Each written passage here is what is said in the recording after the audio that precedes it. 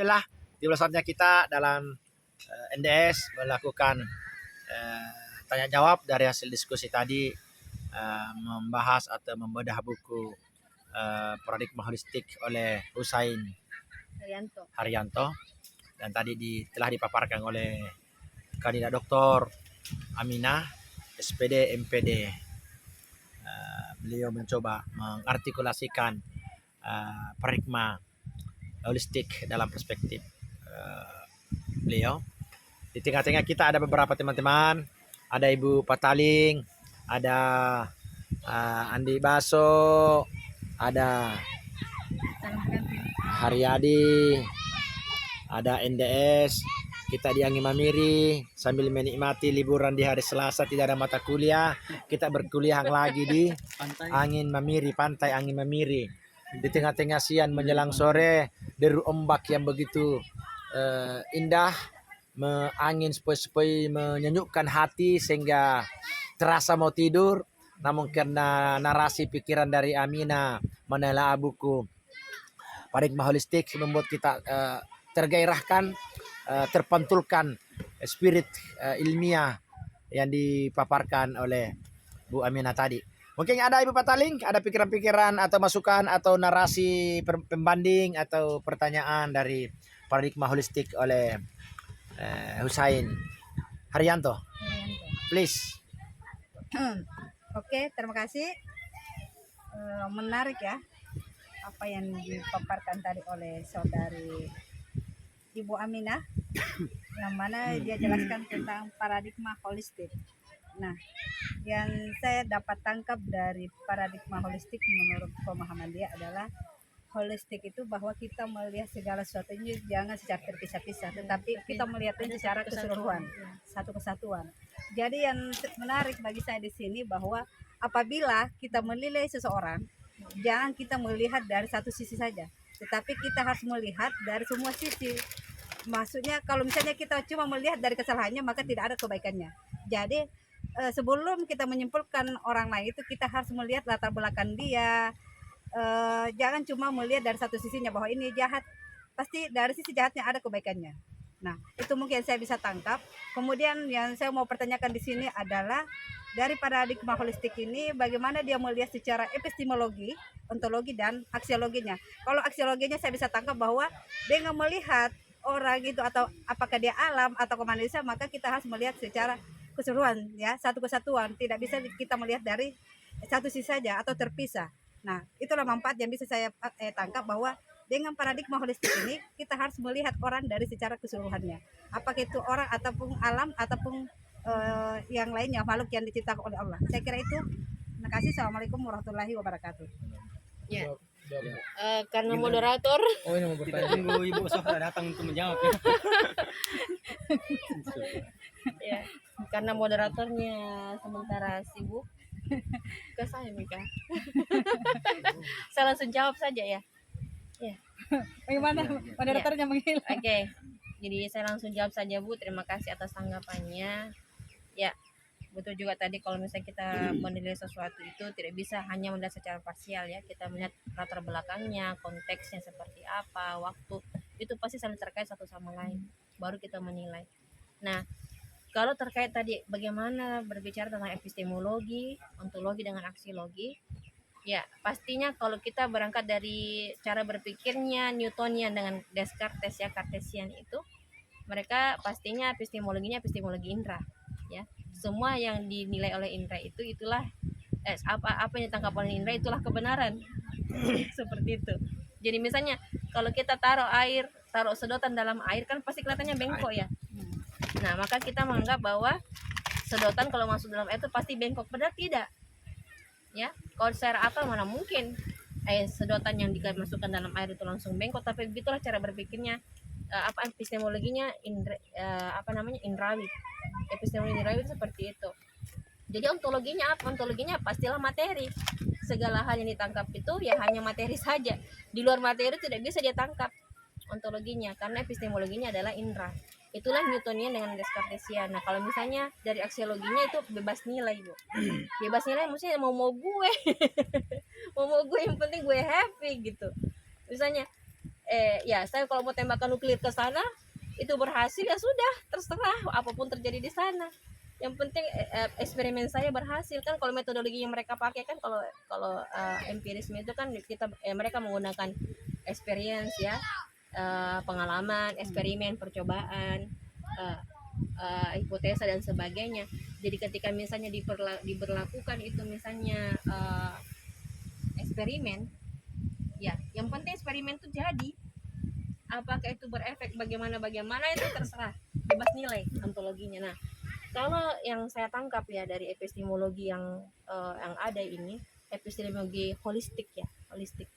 Epistemologi dari holistik ini adalah epistemologi ada 3. Yang pertama itu indera, yang kedua hayal, dan yang ketiga adalah akal. Jadi misalnya kalau kita mengindrai ini ya, yang kita indrai ini kan ada birunya, ada kuning, merah, orange. Nah, terus itu kalau mata, kalau hidung kan beda lagi, telinga dan sebagainya. Terus yang kedua tuh hayal. Hayal itu dia menyekutukan dan membandingkan apa yang kita indrai. Oh, ada segi panjang, ada kotak ya, dan sebagainya, ada warna, ada bentuk. Nah, nanti akal akan menilai, oh ini adalah buku misalnya. Nah, jadi kalau misalnya kita bicara tentang paradigma holistik dari epistemologi yang 3 ini, maka ontologinya ya 3 juga. Dari indrawi, ontologi pertamanya adalah alam materi. Dari epistemologi hayal, ontologinya adalah alam malakut atau alam hayal, alam barzakhi. Epistemologi ketiga adalah akal, maka ontologinya adalah alam akal atau alam nafus itu, dimana alam konsep ya. Misalnya kita kan tercipta itu untuk apa, manusia diciptakan untuk apa, itulah yang dijawab oleh alam akal. Jadi beda akal dengan alam akal, itu ontologi. Nah, aksiologinya apa? Aksiologinya pasti itu objektif ya, objektif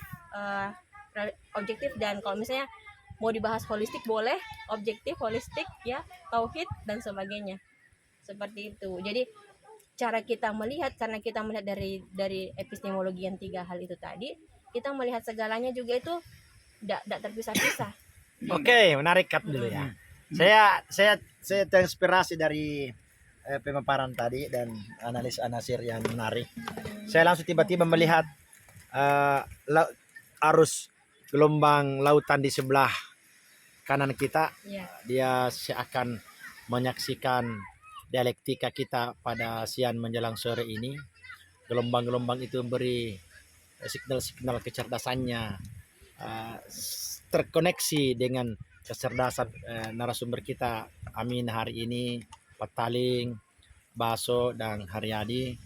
Seperti apa paradigma holistik melihat lautan, dan di balik lautan seperti apa bisa dinarasikan di epistemologi paradigma holistik ini. Melihat lautan ya, saya kalau berbicara lautan itu banyak hal yang bisa kita petik dari lautan ini. Lautan itu nggak pernah milih-milih teman. Laut itu nggak pernah memilih-milih siapa yang mau masuk, siapa yang buang sampah. Dia selalu menerima ya. Tetapi karena ada asinnya air laut, dia juga tidak terkontaminasi, bahkan dia bisa menjadi obat. Coba perhatikan, termasuk saya kesini kamu berobat. saya cari laut ini karena ternyata memang ada zat dari air laut itu yang dia bukan hanya pasrah-pasrah saja dengan sampah. Allah menciptakan asinnya air laut itu untuk memfilter zat-zat yang tidak baik yang masuk ke dalam laut. Ya, jadi dia menjadi obat untuk kita. Hiduplah ikan di dalamnya. Tapi ikan pun tidak asin juga dengan asinnya air laut. Itu kan pelajarannya bisa kita petik ya. Walaupun Allah misalnya memberikan kita akal, jiwa dan sebagainya, tapi Allah tidak pernah memaksakan ini gini loh. Allah kasih rambu-rambu, tapi dari kitanya bagaimana memanfaatkan apa yang Tuhan kasih itu. Jadi kalau melihat air laut ini, di balik air laut ya pasti ada Sang Maha Cinta ya. Iya. Sementara situ Iya. ada Haryadi, apa yang kita bisa maknai dari arus gelombang di depan kita dengan angin sepoi-sepoi yang menerpa narasi alur gerak kita hari ini, apa yang bisa dimaknai dari epistemologi paradigma holistik dengan air laut yang gelombang menariknya ini? Iya, baik. Jadi sedikit juga tadi saya mendengarkan serta mereview kembali terkait paradigma holistik ini. Jadi holistik ini adalah sebuah cara pandang secara menyeluruh. Ya, tidak hanya terpaku terhadap laut. Artinya segala yang ada di muka bumi ini itu perlu dipandang secara menyeluruh. Itulah maknanya bahwasanya bumi ini diberikan oleh Allah kepada setiap insan, bahkan kalau Al-Quran mengatakan sebagai khalifah, ya manusia sebagai pengguna ceritanya lah. Kalau di jalan kan ada Pemimpin juga. motor, ya tentu yang mengendarai motor ini adalah manusia, dan motor dan manusia erat kaitannya dengan jalan karena dia adalah sebagai pengguna jalan. Nah, inilah maknanya kita memahami cara pandang secara menyeluruh. Sebenarnya sederhana dalam mengelola bumi ini, ya tergantung dari manusianya. Ya, saya ingin mengaitkan antara rasional dan imania. Nanti kita kaitkan dengan paradigma holistik. Kita giring sedikit ke situ. Nah, contoh kecil saja, kita lihat lautan. Tadi sudah dibahasakan bahwasanya walaupun ya laut ini banyak orang yang ingin mengkontaminasinya atau mencemarinya, tapi dia tetap akan menjadi sifatnya dia. Tidak bisa dia terkontaminasi walaupun orang ingin merusak dia. Saya juga ingin mengatakan bahwasanya air laut ini walaupun dia dijadikan sebagai tempat banyaknya orang-orang yang tidak bertanggung jawab, contohnya misalkan membuang sampah ke laut, tapi laut itu selalu ingin mengatakan kepada manusia bahwasanya apa ya yang menjadi tindakan Anda bukan di sinilah tempatnya. Seolah-olah ingin membahasakan air laut itu kepada manusia bahwasanya berpikirlah bahwa gunakanlah segala potensimu sesuai pada tempatnya. Iya. Oke, luar biasa Nasir. Sekarang masuk kepada pemikir muda kita, Andi Baso, sebagai kota tingkat di komunitas mahasiswa S3 doktoral UIN Makassar. Dia termuda dan dia menjadi ketua tingkat karena spirit dan semangat kepemudaannya lah yang kita harapkan. Seperti apa Nasirnya melihat riak gelombang hari di depan kita? Ada anak-anak bermandiria, ada perahu kapal, ada hamparan matahari yang dia terima dari setiap waktu. Dia tetap menjadi air laut yang asik untuk dipandang dan asing untuk kemakmurannya. Ya, bismillahirrahmanirrahim. Assalamualaikum warahmatullahi wabarakatuh. Waalaikumsalam warahmatullahi wabarakatuh. Alhamdulillah.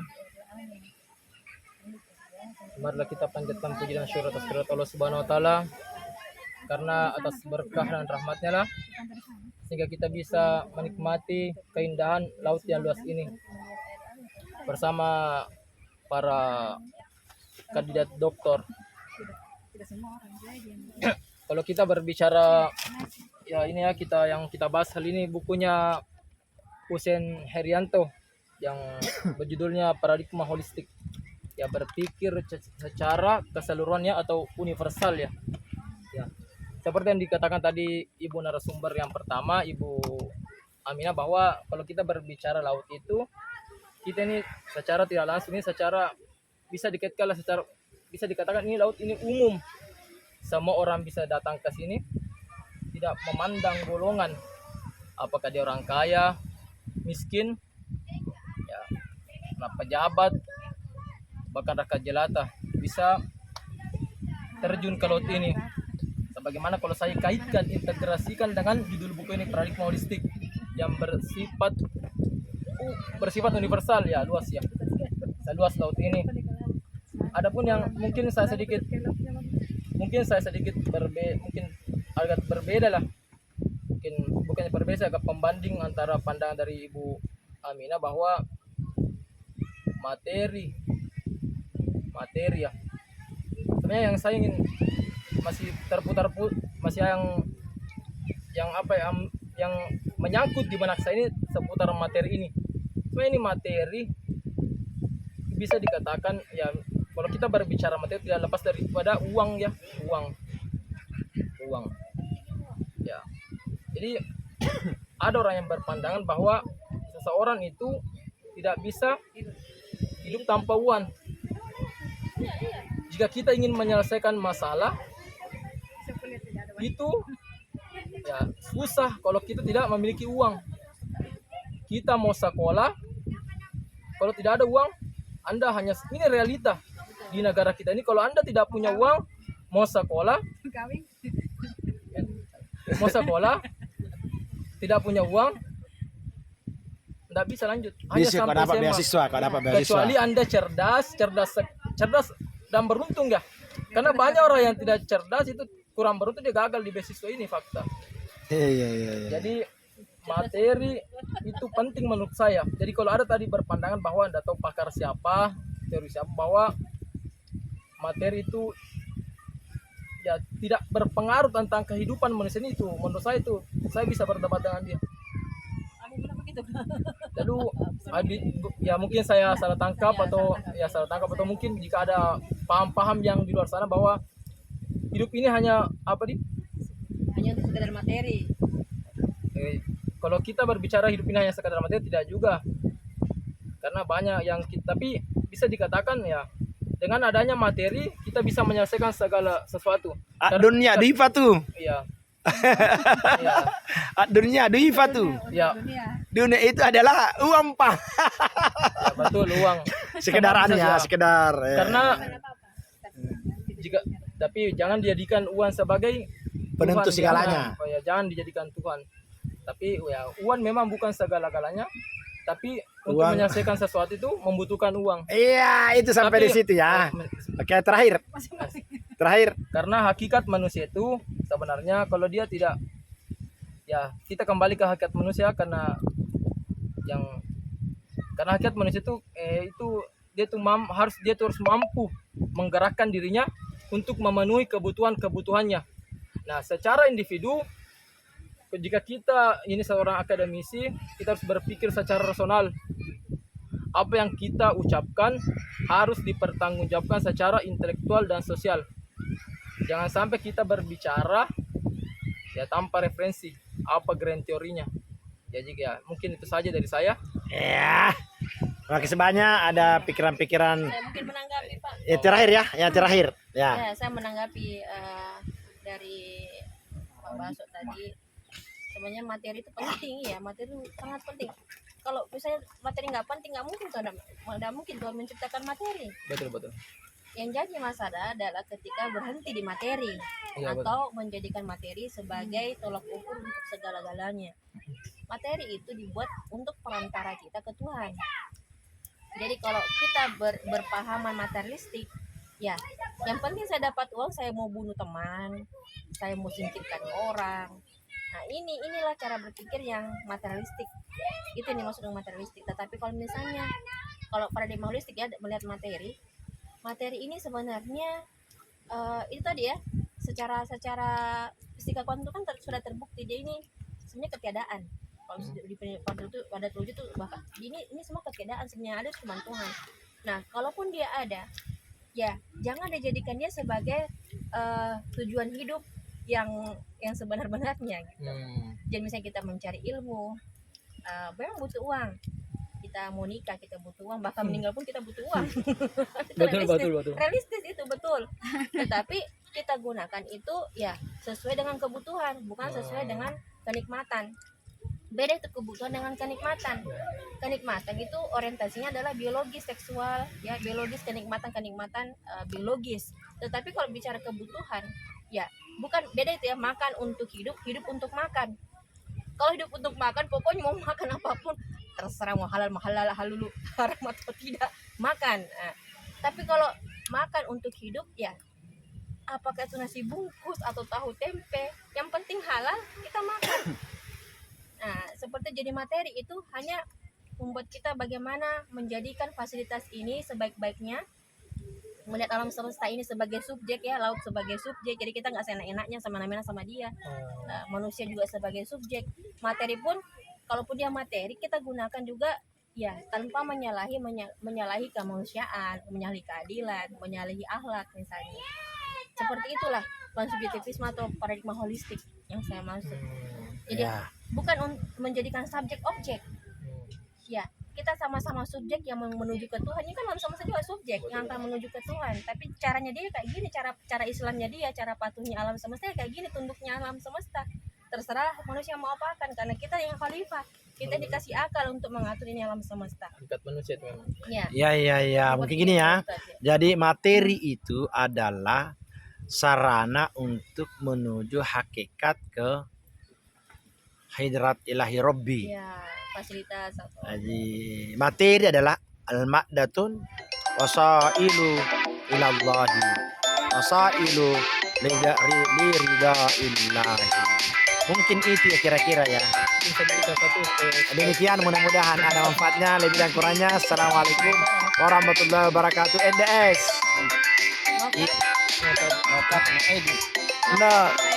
No concept. konsep. Yeay.